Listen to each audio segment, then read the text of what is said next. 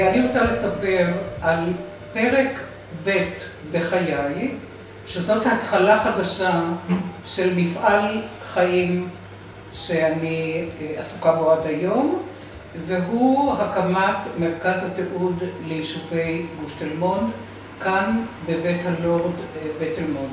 לפני פרישה נתקלתי בפתגם, והפתגם הזה אומר בזו הלשון: פרישה אינה עזיבה, פרישה היא מעבר מבמה מוכרת לבמה אחרת. וזהו.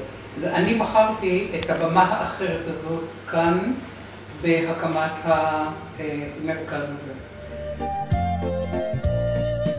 כבר בבית הספר, כבר אז התחלנו לאסוף אוספים שונים שידעתי שבעצם ברבות הימים הם ישמשו לנו כמוצגים במקום הזה, שכבר בעצם הרעיון היה שהוא יקום. הבית היה במצב מאוד מאוד גרוע, כמובן נעזרנו בשימור אתרים, אז אני אמרתי שאני אעשה מעשה. אני אתחיל לפעול בבית הזה, הבית היה ריק לגמרי, מלבד מטאטא לא היה בו שום דבר, אז טיטיתי והבאתי כיתות והתחלתי, כשהילדים ישובים על הרצפה, לספר את סיפור הבית וסיפור המקום, כשהקירות הם הקירות המדברים. ב-1991 בעצם יכולנו לפתוח חגיגית ולהגיד, הבית הזה יהיה פתוח לקהל. הקירות עדיין היו ריקים, אבל התחילה פעילות. והפעילות זה היה סוד ההצלחה שלנו. זאת אומרת, לא נתנו לבית הזה להיות ריק יום אחד. ואז הקמנו חבורה, קראנו לחבורה של מתנדבים, שחלקם מתנדבים עד היום הזה, ככה משהו קרוב ל-20 שנה. עוד מסמר, זה נכנס.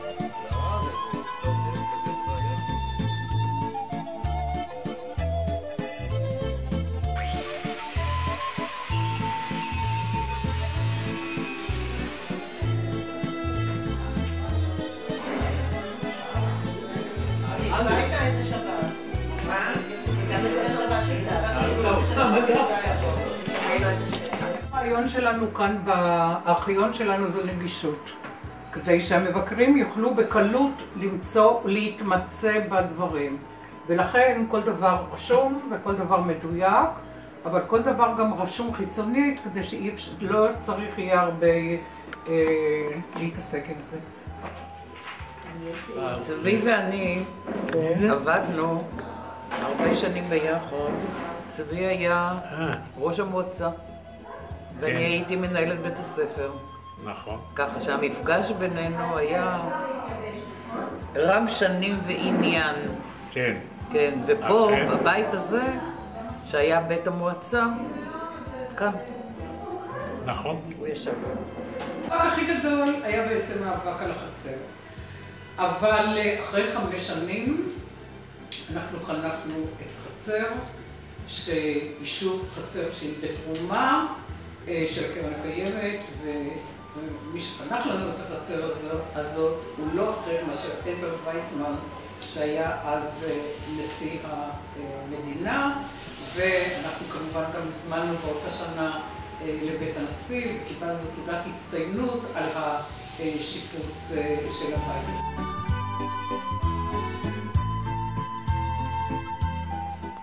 היה לי חלום לראות את החצר הזאת כך כפי שהיא עם כל האביזרים כאן, ואני ממש מאושרת שהחלום הזה יתגשם.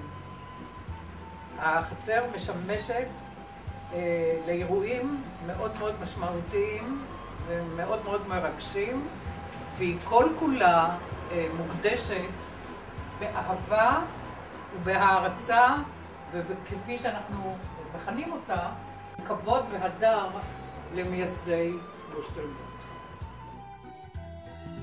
אני נולדתי בצריף, זה בצריף כזה בדיוק. ואבא שלי תמיד היה מספר שזאת הייתה בעיה, כי נולדתי בדצמבר, והחריכים האלה, רוח הייתה נושבת, וצריך היה לחפש כל מיני דרכים כדי למלא אותם.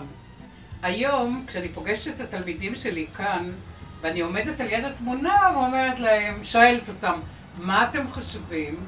איך גדלו הילדים של פעם? והם ככה מדידים עפעף. אז אני מראה להם את הדוגמה, ואני אומרת, תראו, זאת אני.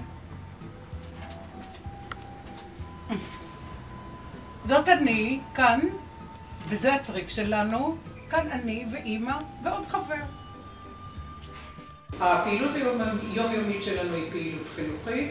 יש לנו מערך חינוכי עם בתי הספר, מתואם עם בתי הספר, בכל הכיתות. יש כאן הרבה מאוד תלמידים, הרבה מאוד כיתות. הם באים הנה וכל שנה מתחברים לנושא לימודי שקשור לתולדות עבר. יש כאן פעילות מאוד מאוד יפה של מספרים, בני הדור השני, שמספרים על פרויקט שנקרא כלים מספרים. אנחנו עושים את זה בחצר, כמובן, באמצעות הכלים מספרים על דמויות על רקע תקופה ועל כלים של רקע תקופה.